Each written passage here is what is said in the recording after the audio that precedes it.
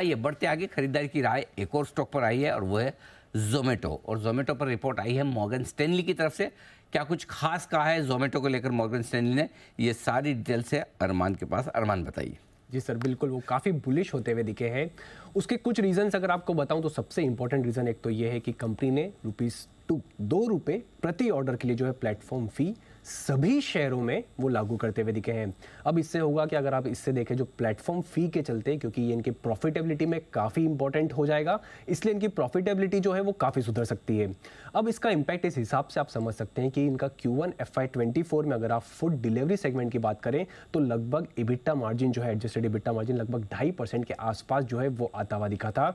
अब Morgan Stanley जो ये मान रहे हैं कि FY26 में ये जो फूड डिलीवरी सेगमेंट का एडजस्टेड EBITDA मार्जिन है वो लगभग 4% रहने की उम्मीद है। और FY27 की अगर आप बात करें तो ये बढ़ के 4 से भी 4.7% के आसपास जो है वो रहने का अनुमान कर रहे हैं।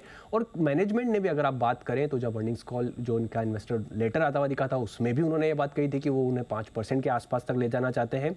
और सिर्फ वही नहीं, कई सारे ब्रोकरेजेस की है जहां पर वो बढ़िया टारगेट दे रहे हैं। जेफरीज जहां पर 130 का टारगेट दे रहा है, सिटी जहां पर 115 का टारगेट दे रहा है, CLSA, HSBC ये भी सब 100 के ऊपर का टारगेट देते हुए दिख रहे हैं।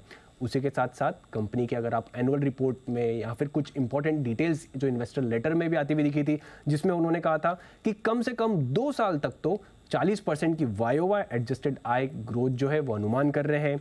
वहीं ब्लिंकिट के एडजस्टेड EBITDA पर भी उन्होंने कहा कि आने वाले 4 तिमाहियों में एडजस्टेड EBITDA लेवल पर ब्लिंकिट में भी जो है ब्रेक इवन आता हुआ दिखेगा।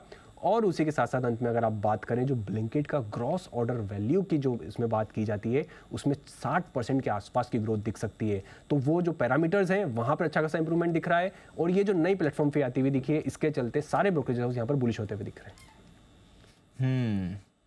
तो ये है आपके लिए जोमेटो। आज सुबह हमारा स्टॉक ऑफ द डे था ही, ओपनिंग पर ही हमने देखा अच्छे लेवल्स पर खुला और जैसा अंजी भी कह रहे हैं लगातार खरीदारी करिए, पोर्टफोलियो में रखिए। बिल्कुल पोर्टफोलियो स्टॉक है और डे टू डे मूवमेंट के बजाय इसको आप लॉन्ग टर्म के लिहाज से होल्ड करें, ये रहेगा आपके लिए बेहतर। आइए एक और